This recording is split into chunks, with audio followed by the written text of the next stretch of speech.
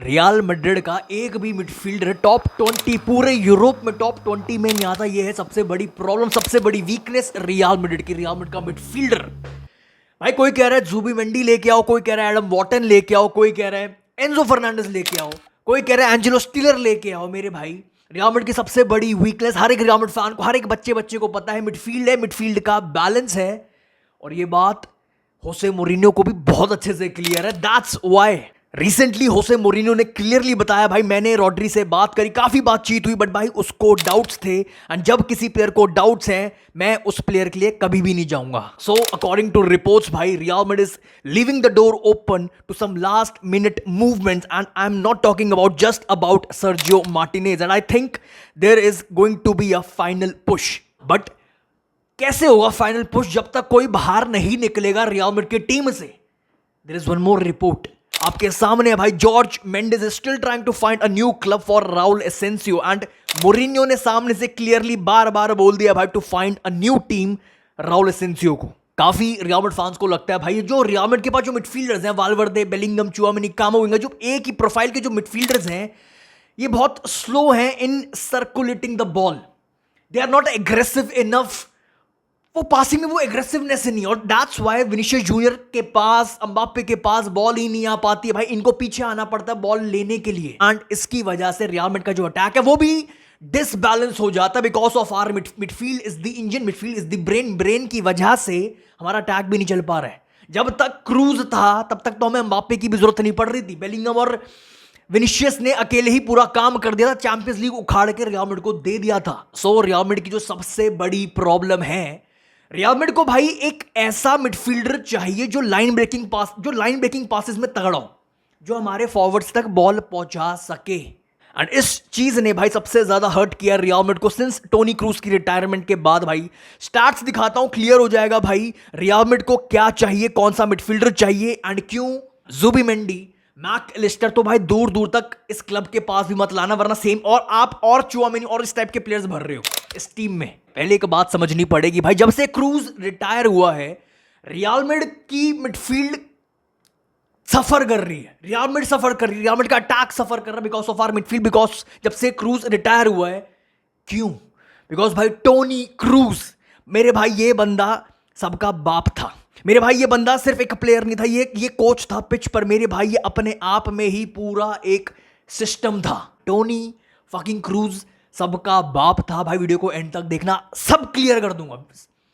एक प्लेयर ने दुनिया के सबसे बड़े क्लब को कैसे संभाल रखा था, पकड़ रखा था, मिडफील्ड भी इससे होके जाती थी, अटैक भी इससे होके जाता था, पूरा बिल्डअप फेज भी इस अकेले बंदे से होके जाता था, टोनी फकिंग क्रूज। बट पहले प्रॉब्लम समझते हैं भाई। टोनी क्रूज का जो लास्ट सीजन था विद रियल मैड्रिड, भाई ला लीगा में टोनी क्रूज के 100 पास एवरेज था भाई, 100 passes per 90, 100 passes per 90 in La Liga with 95% accuracy, and in Champions League 82 passes per 90 in UCL. अगर मैं कंपेयर करूं राइट नाउ रियल मैड्रिड का जो बेस्ट पासर है, क्रूज के बाद रियल मैड्रिड का बेस्ट पासर कौन है? पहले तो ये काफी रियल मैड्रिड फैंस को नहीं पता। Best passer according to stats वो है Tchouameni. Stats wise, passing accuracy wise best passer, line breaking भाई बेस्ट पासर है चुआमेनी। चुआमेनी और क्रूज में कितना जमीन आसमान का डिफरेंस है। Kroos versus best passer of Real Madrid Tchouameni. भाई चुआमेनी का लास्ट सीजन में 65.5 पासेस थे per 90 in La Liga, and in Champions League 55.5। मेरे भाई जमीन आसमान का फर्क दिख रहा है। क्रूज का 100 पासेस पर 90 ला लीगा में, वहां चुआमेनी जो रियल मैड्रिड का बेस्ट पासर है उसके 65 पर 90 ने ला लीगा। जमीन भाई यही तो मात खा गई real Madrid. Mostly real Madrid fans को क्या लगता है भाई, दो सबसे बड़ी प्रॉब्लम है। पहली प्रॉब्लम जो बहुत रियल मैड्रिड फैंस को लगता है, हमारे पास ऐसे मिडफील्डर्स नहीं है जो क्विकली बॉल को सर्कुलेट कर सके पीछे से। एंड दूसरी प्रॉब्लम, हमारे पास ऐसे मिडफील्डर्स नहीं है जो इनफ लाइन ब्रेकिंग पासेस डाल सके, हमारे फॉरवर्ड्स को इनफ सप्लाई मिल सके राइट टाइम पर। सो पहली प्रॉब्लम जो काफी रियल मैड्रिड फैंस को लगता है, भाई पीछे से ना हम बॉल को क्विकली सर्कुलेट नहीं कर पाते। भाई स्टार्ट दिखा अच्छे से एक चीज रखने वालों, भाई आंखें खोल के देखना, अच्छे से सब कुछ क्लियर होना शुरू हो जाएगा from this very point. Real Madrid की सबसे बड़ी वीकनेस क्या और रियल मैड्रिड को कैसा मिडफील्डर की सबसे बड़ी नीड है।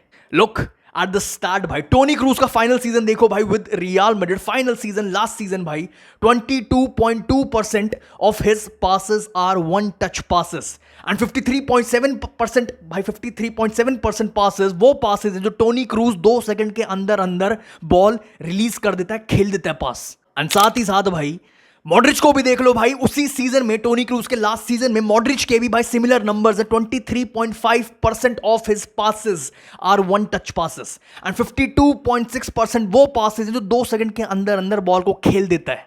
लग रहा होगा ना भाई, टोनी क्रूज के वन टच पासेस, मॉड्रिच के वन टच पासेस, जिस तरह बॉल को खेलते हैं, रिलीज करते हैं, अंडर 2 सेकंड्स बॉल को खेल देते हैं रिलीज। भाई यही तो रियल मैड्रिड की सबसे बड़ी वीकनेस है। यही लग रहा होगा ना भाई, हमारे players, midfielders right now quickly ball को सर्कुलेट नहीं कर पाते। हमारे मिडफील्डर्स स्लो हैं, हमारे मिडफील्डर्स उतने टेक्निकल इनफ, इतने टेक्निकल साउंड नहीं है जो वन टच पासेस खेल सके, under pressure one touch passing, quick passing, under quick ball circulation कर सके पीछे से।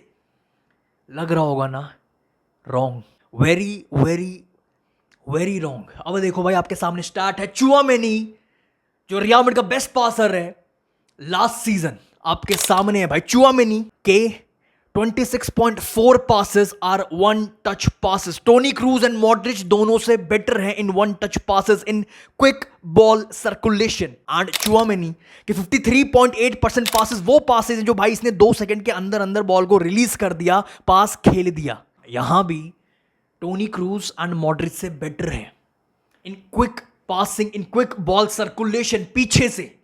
अब आपके सामने वालवर्दे है भाई, लुक एट दिस भाई, वालवर्दे को देखो भाई, 26.3% are one touch passes and 53.3% वो पासेस हैं जो 2 सेकंड के अंदर अंदर बॉल को रिलीज कर दिया, खेल दिया, almost same as Toni Kroos but better than Modric. ये क्या हो रहा है?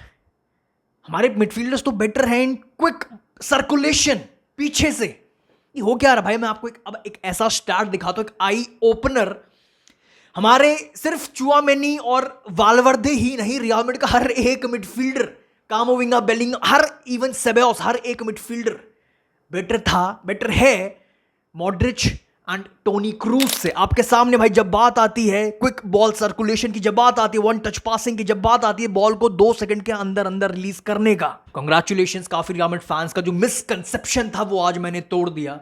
रियल मैड्रिड को एक ऐसा टेम्पो सेटर, एक ऐसा कंट्रोलर चाहिए जो पीछे से क्विक पासिंग करे, जो पीछे से गेम फंसने ना दे, जो टेक्निकल इनफ हो, जो वन टच पासेस, जो भाई जो टेक्निकल हो, जो गेम फंसने ना दे पीछे से।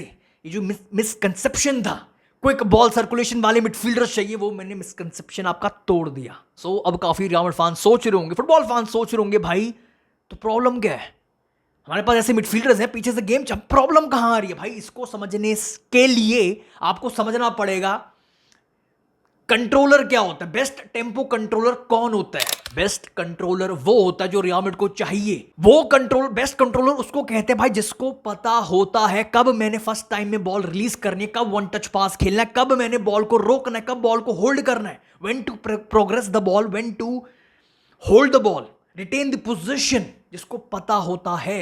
हमारे मिडफील्डर्स को नहीं पता, बेलिंगम को ये प्रोफाइल ही नहीं है, उसकी गलती नहीं है, चुआमेनी की गलती नहीं है, कामाविंगा की गलती, इनकी गलती नहीं है, गलती है रियल मैड्रिड बोर्ड की। हमारे पास वो प्रोफाइल नहीं है। प्रॉब्लम है रियल मैड्रिड का जो हर एक मिडफील्डर है राइट नाउ, उनको वो पास खेलना जानता है, बट कब खेलना है, कब नहीं खेलना है, कब तेज करना है टेम्पो, कब तेज नहीं करना है, वो नहीं पता हमारे मिडफील्डर्स को, क्योंकि हमारे पास वो प्रोफाइल नहीं है। अब दिखाता हूं एक और स्टार्ट विटीनिया का भाई, जिसको जो back to back Champions League जीत के आ रहा है भाई, जिसको best tempo controller right now बोला जाता है, कंसिडर किया जाता है। Look at this start. Vitinha को देखो भाई, विटीनिया के वन टच पासेस देखो भाई, सबसे कम है रियल मैड्रिड के हर एक मिडफील्डर से कम है भाई। विटीनिया के वन टच पासेस सिर्फ 18.3% है भाई फ्रॉम फर्स्ट टच, इवन भाई less than cruise, Toni Kroos. भाई विटीनिया एक परफेक्ट कंट्रोलर है एंड उसको पता है कब वन टच पास खेलना है, कब बॉल को होल्ड करना है, कब बॉल को प्रोग्रेस करना है, कब रिटेन करनी पोजीशन, कब टेम्पो तेज करना है, कब स्लो करना है। इसको बोलते हैं परफेक्ट टेम्पो कंट्रोलर।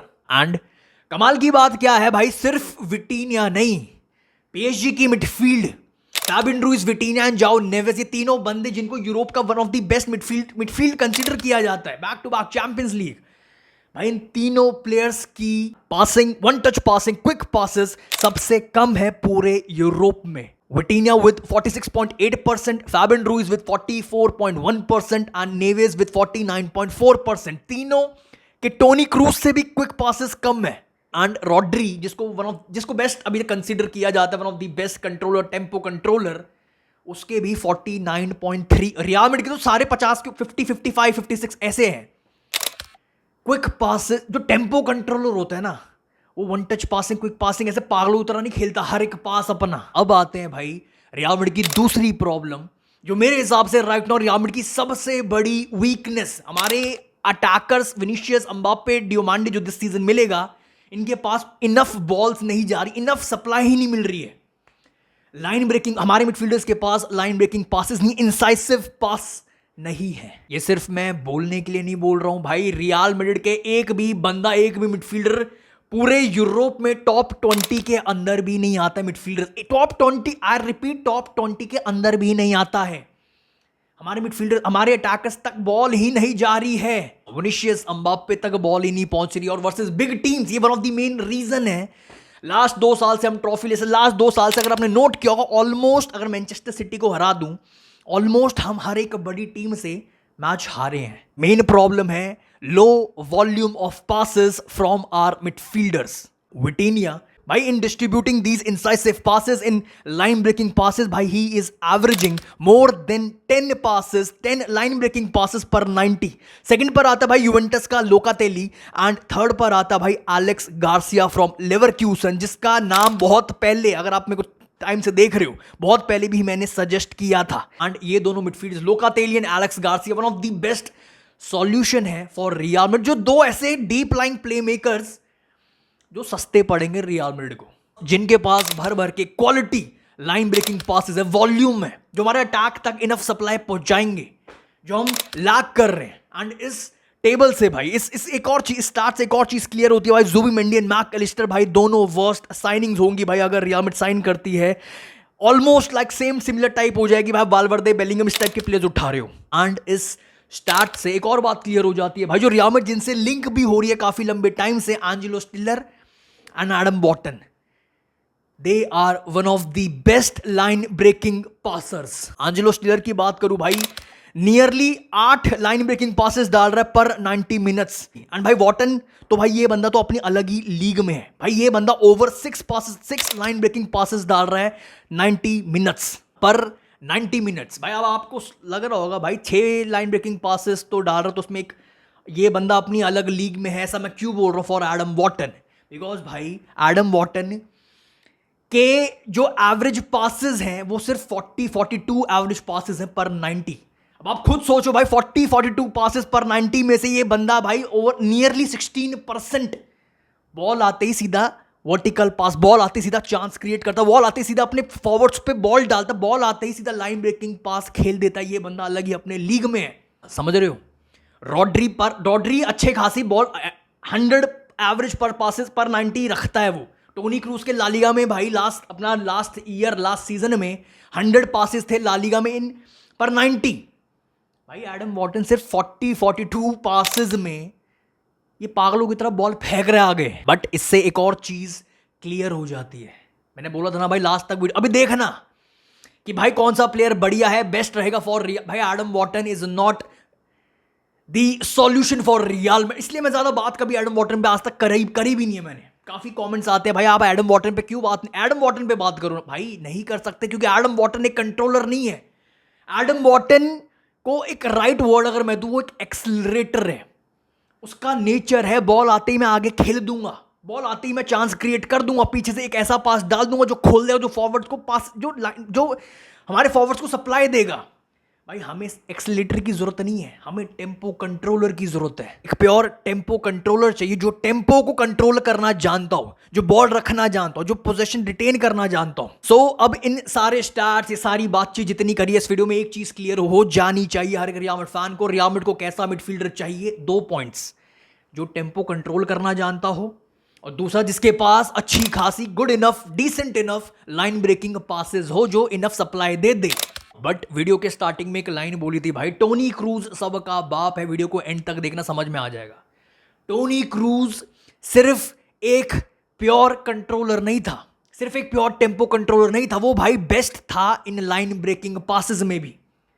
एंड साथ ही साथ टोनी क्रूज बेस्ट था भाई long range passing, best long range passer था भाई। लुक एट द स्टैट भाई, टोनी क्रूज का लास्ट सीजन रियल मैड्रिड का यूसीएल विनिंग सीजन भाई, टोनी क्रूज को देखो भाई, सेकंड पर कौन है, टोनी क्रूज पहले पे, सेकंड पर कौन है भाई, ये अच्छे से नोट कर लो, बेलिंगम सेकंड पर था भाई। इस पे मैं आगे अच्छे से बात करूंगा, but look at Toni Kroos, best long range passer भाई, with best long passing accuracy 86.7% while distributing 9.4। भाई ये बंदा अलग ही लीग में सबसे ज्यादा लॉन्ग बॉल्स फेंक रहा है एंड सबसे ज्यादा लॉन्ग पासिंग एक्यूरेसी भी मेंटेन कर रहा है, 9.4 long passes per 90, almost 10 long balls per 90 in La Liga and Champions League. समझ रहे हो मेरे भाई, this is fucking insane. One of the best tempo controller, साथ में one of the best line breaking passer, one of the और सबसे best long range passer भाई। ये बंदा अगर ऐसा सिमिलर बंदा अगर, दिस इज वाई आप टोनी क्रूज को रिप्लेस कर ही किसी का बाप कोई अला ही नहीं सकते, आप कोई ऐसा पैदा ही नहीं कर सकते भाई। अगर ऐसा बंदा रियल मैड्रिड के पास आ जाए ना, इसी सीजन में चैंपियंस लीग मोरिनो आपके हाथ में रख देगा। ये था टोनी फकिंग क्रूज, जो रियल मैड्रिड को भाई एक ऐसा मिडफील्डर मिल ही नहीं सकता है जो तीनों में बेस्ट है, टेम्पो कंट्रोल में, लाइन ब्रेकिंग पासिंग में, लॉन्ग रेंज पासिंग में भाई। एक long ball, pin point long ball पीछे से, एक लाइन ब्रेकिंग पास पीछे से टू विनीशियस एम्बाप्पे डियोमांडे भाई, यू आर डाउन 1-0 भाई। विनीशियस एम्बाप्पे डियोमांडे, समझ रहे हो इनका भाई, लास्ट सीजन टॉप 5 ड्रिबलर्स उठाओ, उनमें से top 3 real Madrid, one of the top 5 में से 3 बंदे रियल मैड्रिड के, विनीशियस एम्बाप्पे डियोमांडे। बट इनका बेस्ट कैसे बाहर निकालोगे जब तक टोनी क्रूज, जब तक एक ऐसा midfielder, line breaking passing, long balls, tempo control, कब खेलना, कब तेज, कब स्लो, कब बॉल को प्रोग्रेस करना। Best 2 midfielders right now for Real Madrid, Angelo स्टिलर, बोल बोल के थक गया, मर गया, और दूसरा बंदा भाई एलेक्स गार्सिया। दोनों सस्ते में पड़ेंगे भाई, दोनों के पास वो तीनों चीजें हैं। टेम्पो कंट्रोल करना जानते हैं, लाइन ब्रेकिंग पासिंग अच्छी खासी पीछे से, एंड अच्छी खासी लॉन्ग रेंज पासिंग है। एंड स्पेशली एलेक्स गार्सिया जो स्पेनिश है, जो ला लीगा में खेल चुका है, जो चैंपियंस लीग में खेल चुका है, जिसके पास अच्छा खासा एक्सपीरियंस है। आंसर मिल गया। बट अब समझ लेते हैं, अगर कोई एक भी मिडफील्डर रियल मैड्रिड अगर साइन नहीं कर पाती, जो भी हाई चांस दिख रहा, कोई बाहर जाते हुए नहीं दिख रहा, हम साइन नहीं कर पाएंगे, रियल मैड्रिड साइन कर ही नहीं सकती जब तक आप सेल नहीं करोगे। तो बेस्ट मिडफील्ड क्या है फॉर रियल मैड्रिड, बट पहले आप ये देखो जूड बेलिंगम की। फॉर मी भाई ये मेरे ख्याल से बेस्ट परफॉर्मेंस थी भाई as a midfielder, as number 8, as box to box midfielder versus Atalanta. भाई जूड बेलिंगम के पास जो क्वालिटीज हैं भाई, उसका आप बेस्ट यूटिलाइज कर ही नहीं सकते भाई। फ्रॉम नंबर 10 पोजीशन भाई, he is one of the best number 10। मैं मना नहीं कर रहा हूं, मैं डिनाई नहीं कर रहा हूं भाई, वन ऑफ द बेस्ट है, हेडर्स है, सब कुछ है, वो क्वालिटी है, वो पासिंग है, वो विजन है, इसके पास सब कुछ है। जूड बेलिंगम सब कुछ कर सकता है, गोल्स देगा, असिस्ट डालेगा, सब कुछ करेगा, लेट रन्स मारेगा, हेडिंग ऑप्शन देगा रियल मैड्रिड को भाई बॉक्स के अंदर जाकर। बट फॉर मी 2 साल से कुछ सीखा ना सीखा भाई, एक चीज सीख लिया हूं, balance is the most important thing. मुझे फर्क नहीं पड़ता विनीशियस कहां है, कौन क्या कर रहा है विनीशियस, मेरे भाई मुझे किसी से फर्क नहीं पड़ता as a Real Madrid fan, मुझे फर्क पड़ता है मेरे क्लब से, मुझे फर्क पड़ता है बैलेंस से। And for me best balance midfield is Arda Guler as your number 10, Jude Bellingham and Valverde as your double pivot. भाई Jude Bellingham and Valverde physicality देंगे, बॉल विनर है भाई, बॉल पर स्ट्रॉन्ग है, अच्छे खासे हैं, दोनों एलीट बॉल कैरियर्स हैं, अकॉर्डिंग टू सिचुएशन। भाई ये समझना बहुत इंपॉर्टेंट, जो Real Madrid fans last time जो मैंने वीडियो में रखा था नहीं समझ पाए, आर्दा गुलेर नंबर 10 की तरह खेलेगा, बट रोटेशन होंगी पिच पर अकॉर्डिंग टू सिचुएशन। कभी आर्दा गुलेर पीछे दिखेगा आपको भाई, कभी जूड बेलिंगम आपको दिखेगा नंबर 10 पोजीशन पे, एंड वाइस वर्सा। वाल्वर्दे जैसा भाई स्ट्रॉन्ग फिजिकल एथलीट भाई, बेलिंगम एंड वाल्वर्दे जैसे भाई box to box midfielders, and Arda Guler भाई ये बंदा मेरे को हर हालत में देखना ही देखना है रियल मैड्रिड की मिडफील्ड में भाई। ये बंदा प्योर क्रिएटर है जो रियल मैड्रिड लैक कर रही है, एंड ये बात होसे मोरिनो को बहुत अच्छे से पता है। And that's why according to reports, होसे मोरिनो फुल ट्राई कर रहा है भाई बेलिंगम एंड आर्दा गुलेर को एक साथ खिलाना in midfield in starting 11।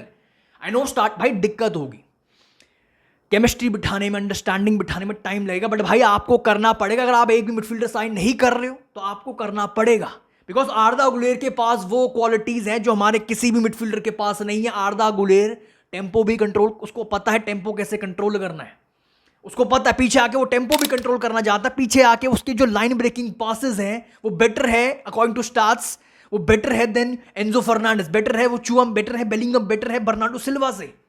आर्दा Guler के पास सब कुछ है, वो पीछे से उसके पास जो लॉन्ग रेंज पासिंग है आपके सामने। Look at the start again भाई, लॉन्ग रेंज आप आर्दा गुलेर देखो कहां पर है। ये तब का स्टार्ट है जब आर्दा गुलेर एडवांस पोजीशन से खेल रहा था। एडवांस पोजीशन से भाई वो उसके 3.3 है एंड उसकी एक्यूरेसी 71% है। जब वो पीछे से थोड़ा डीप रोल आके खेलेगा, जब अकॉर्डिंग टू सिचुएशन खेलेगा, जब सामने एक लो ब्लॉक टीम होगी, तब बेलिंगम आपको बॉक्स के पास दिखेगा for headers, for box presence, for goals, for tap-ins, for late runs. उस टाइम पे आर्दा गुलेर आपको दिखेगा थोड़ा पीछे आके गेम चला रहा है, गेम खोल रहा है, बॉल्स डाल रहा है, लाइन ब्रेकिंग पासेस डाल रहा है। ये कनेक्शन अगर बैठ गया ना बेलिंगम, जो आई नो डिफिकल्ट है बट बिठाना जरूरी है, यही सॉल्यूशन है, आपके पास और कोई सॉल्यूशन नहीं है। फॉर मी एलेक्स गार्सिया या फिर एंजेलो स्टीलर में से कोई एक बंदा लेके आओ, कोई भी लाओ, या फिर भाई ये मिडफील्ड के साथ जाओ। That's all for this video. भाई अपने थॉट्स कमेंट सेक्शन में जरूर रख के जाना भाई। फाइनल बहुत मेहनत लगी है इस वीडियो में, अपने थॉट्स जरूर रखना इस वीडियो पर। आपके हिसाब से बेस्ट मिडफील्डर क्या कौन सा रहेगा अगर एक लाना होगा, एंड अगर नहीं ला पाए तो आपके हिसाब से बेस्ट मिडफील्ड क्या रहेगी भाई। That's all for this video. 2 साल से ट्रॉफीलेस, 2 साल से मर रही है मेरे भाई। Balance is the most important thing. लगे रहो, बेलिंगम को 10 पे खिलाना, आर्दा गुलेर को बेंच करना, बर्नार्डो को जो करना कर लो भाई, हमें चाहिए balance. That's all for this video. I will see you very soon. हाला मदरीद।